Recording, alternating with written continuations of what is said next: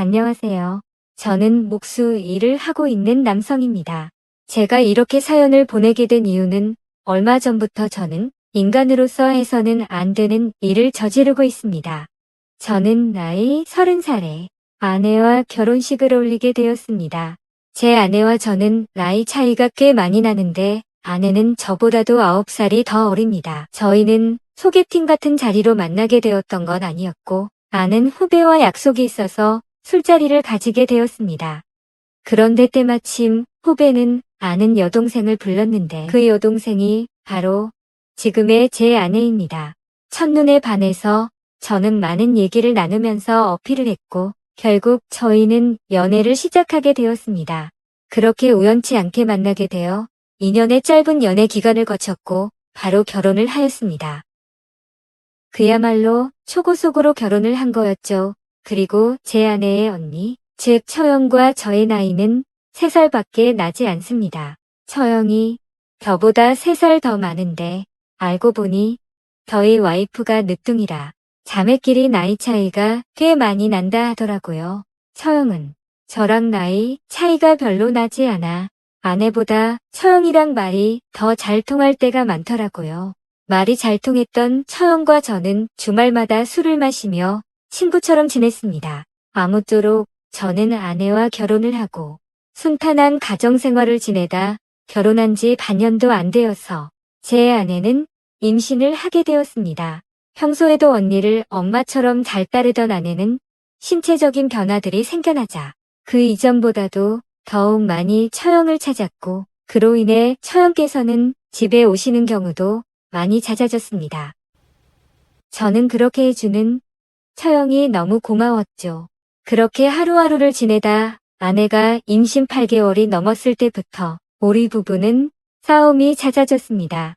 저는 목수인지라 일을 따기 위해서는 술자리를 많이 가야 했는데 그럴 때면 임신한 자신을 두고 늦게 들어온다고 화를 내고 정말 일부터 집안일까지 사소한 것들 하나하나 시비를 걸더라고요.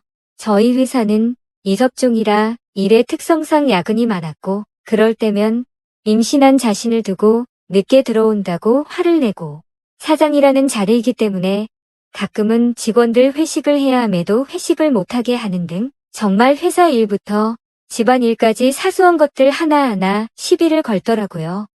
결혼 전에는 제가 사장이니까 직원들에게 이렇게 해줘야 결혼 전에는 제가 팀장이라는 직급에 있으니깐 팀원들한테 이렇게 해줘야 저렇게 해줘야 한다라며 제게 많이 내조를 해줬었던 아내인데 갑자기 이렇게 달라지고 이제는 팀원들 챙길 시간이 어디 있냐며 되려 성질부터 내는 겁니다.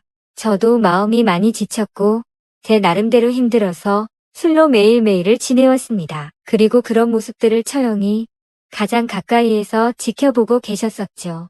그러던 어느 날 제가 퇴근하고 집으로 돌아오자 처형께서 다리가 아프니 피곤하지 않으면 집까지 데려다 줄 수 없겠냐고 하시면서 조심스레 말씀을 건네시는 겁니다. 동시에 제 아내에게 메보 좀 데리고 가서 집에 무거운 물건들 위치를 좀 바꾼다고 말하더군요. 저녁은 같이 먹고 온다 했습니다.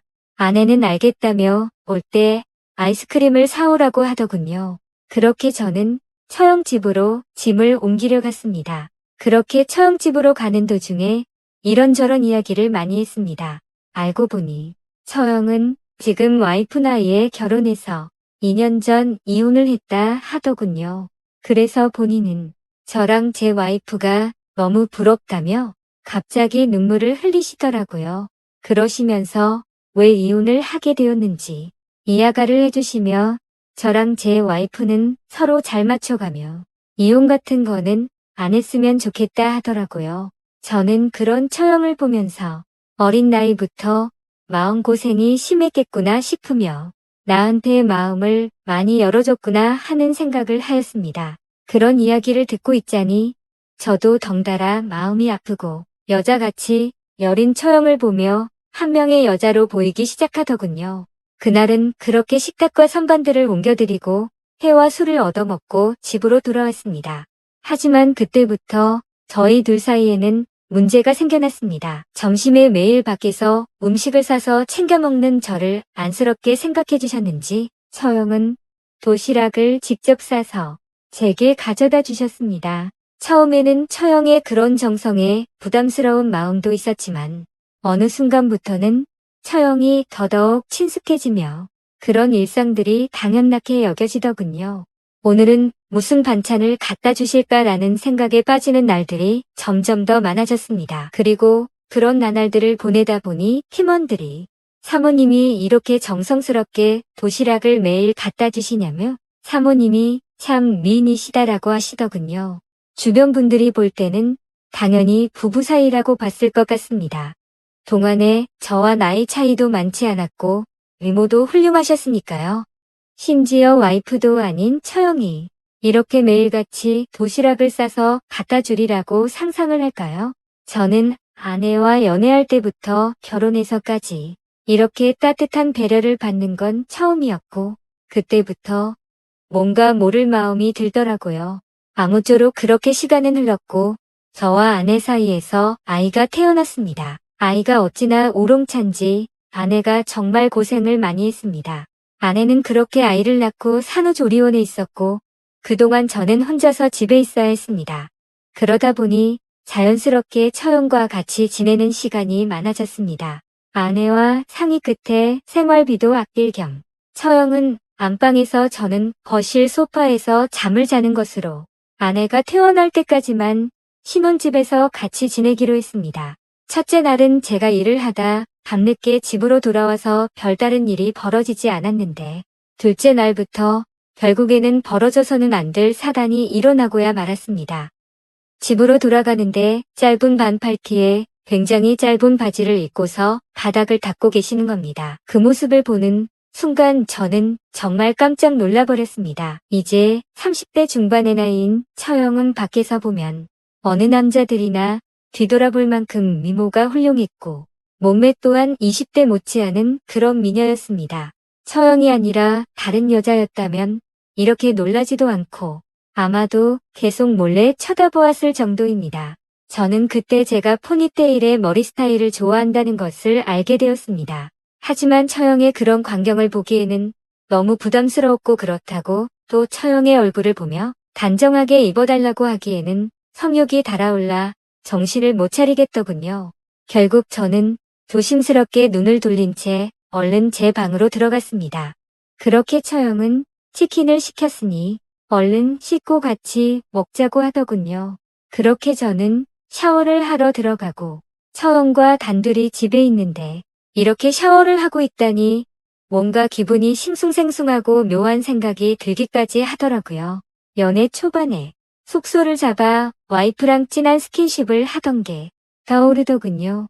저는 샤워를 마치고 처형과 같이 치킨을 먹고 있었습니다. 처형은 돈도 벌며 산후조리원을 가 아내도 케어하는 저에게 고생 많이 한다며 위로의 말씀을 해주셨습니다. 그동안 아내가 저한테 짜증을 내었던 것에 대해 좀만 더 참아달라며 사과를 하시더군요.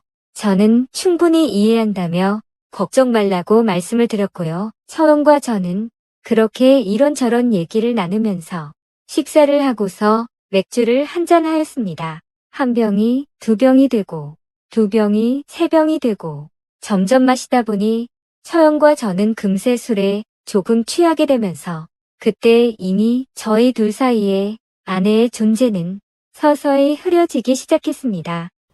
마치 연애 초기 때 예뻐 보였던 아내의 모습이 떠오르면서 기분이 좋아졌습니다. 어쩌면 아내와 매번 느끼고 지내던 세대 차이를 처형과는 전혀 느껴지지 않았고 그렇게 긴 대화를 주고받았던 것 같습니다. 냉장고에 있던 맥주들도 다동이 나게 되었고 오래간만에 술이라 뭔가 부족하더군요. 그때 눈에 건 진열대에 놓여있던 양주였고 그 양주를 열면서부터 저희 둘의 경계선도 열리게 되었습니다. 30대 초중반의 나이의 얼굴과 몸매는 20대도 부럽지 않을 만큼의 장모님은 누가 봐도 관리를 잘했기에 그동안 오랫동안 참았던 제 욕구가 미칠 만큼 생겨나기 시작했습니다. 술에 잔뜩 취해버려 주체할 수가 없게 되었고 소파에 누워 자고 있는 처형에게 조금씩 다가가게 되었습니다. 정말 피부가 뽀얗고 잡티 하나 없이 너무 예뻐 보였습니다. 그래서 저도 모르게 뺨에 손을 대고 있었습니다. 하지만 고요히 잠을 자고 있는 처형을 보면서 안심을 했고 제 입은 처형의 입술에 가까워지기 시작했습니다.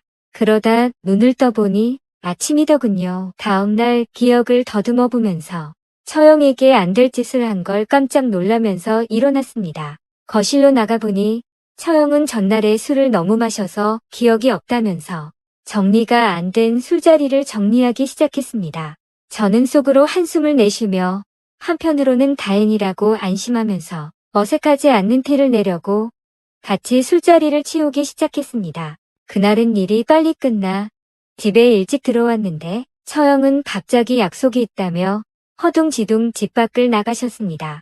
그래서 저는 조금은 편안해진 마음으로 조금 더 쉬고 있었습니다. 그날은 어제 있었던 일로 인해 아내에게 죄책감에 몸둘 바를 몰라서 차마 얼굴을 보러 갈 수가 없겠더군요. 그렇게 저는 반성을 하면서 집에서 있었고 시간은 자정이 다 되어갔습니다. 아무래도 처형께서는 늦게 들어오려나 하고서 잠자리에 들려고 소파에서 누워있는데 문 여는 소리가 들리더니 처형이 자정이 조금 넘어서 집으로 들어오시더군요. 어디 가서 술을 드신 건지 취하셔서 술 냄새가 진동을 하더라고요. 저는 술에 취한 처형에게 말을 건넸고 처형은 말없이 방으로 들어가셨습니다. 그렇게 잠을 자려는데 갑자기 처형이 저에게 어제 있었던 일에 대해서 할 말 없냐고 하시는 겁니다. 어제 일에 대해 다 기억하니 시침이 떼지 말라 하시더라고요. 저는 정말 깜짝 놀랐고 혹시라도 아내에게까지 이 얘기를 하신 건 아닐까 너무나도 놀랐습니다. 곧장 저는 처형에게 다가가서 무릎 꿇고 빌었습니다. 그런데 처형은 갑자기 돌변하시더니 이번 일은 돌이킬 수 없으니 아내에게는 절대로 비밀로 하자고 하시더군요. 그리고 이미 일은 벌어졌고 용서를 해줄 테니 술이나 한 잔 더 하자고 하시더군요. 그래서 저도 도저히 맨정신으로 버티기에는 감당이 되지 않았고 양주를 거의 원샷 하다시피 마셨고 어제보다 더 많은 술을 마셨습니다. 술을 마시며 어제 있었던 일이 생각이 나며 처형의 달짝지근한 살냄새, 향기로운 샴푸 냄새가 자꾸만 맡아지더군요. 저는 그동안 처형에게 느꼈던 마음을 솔직하게 말씀을 드렸고 처형은 말없이 눈물을 흘리시더군요. 눈물을 흘리는 처형의 모습을 보며 돌이킬 수 없는 충동이 몰려왔습니다. 결국 처형과 저는 넘어서는 안 될 선을 넘어버리게 되었습니다. 술에 취해서인지 처형이 너무 완벽한 여자여서인지 점점 아내에 대한 생각과 죄책감은 사라지고 없어진 것 같았습니다. 그렇게 그날 이후로는 아내에게 가는 시간 외에 집에 있을 때는 저희 둘은 거의 부부와 다름없듯이 지내게 되었습니다. 서로가 이제는 이름을 부르면서 지내는 지금까지 와버렸고 한시라도 떨어질 수 없는 사이가 되었습니다. 이제 일주일 정도만 있으면 아내도 다시 집으로 돌아오는데 더 이상은 아내에게 미안해서 이 집도 도저히 해서는 안 될 것 같습니다. 처음에는 술에 취해 처형의 미모와 몸매에 이끌려 호기심으로 시작했지만 그 이후부터는 제가 너무 빠져들었고 어느 순간부터는 아내가 알게 될까 점점 무서워지네요. 태어난 제 아이에게도 너무 미안합니다. 제가 미친 짓을 한 건 너무나도 잘합니다. 아내에게도 지쳐 있었고 아내와의 관계도 서운해지다 보니 순간적으로 했던 행동들인데 지금 되돌아보고 있자니 후회가 되기도 하고 앞으로 어떻게 해야 할지 고민입니다. 처형에 대한 제 마음이 얼마나 큰지도 잘 모르겠고요. 처형도 아마 저처럼 이런 고민들을 하시지 않을까 싶습니다. 이 비밀이 밝혀지면 두 사람의 관계도 돌이킬 수가 없으며 이혼도 피해갈 수 없을 텐데 저는 오늘도 처형과의 비밀스러운 만남을 유지하고 있습니다.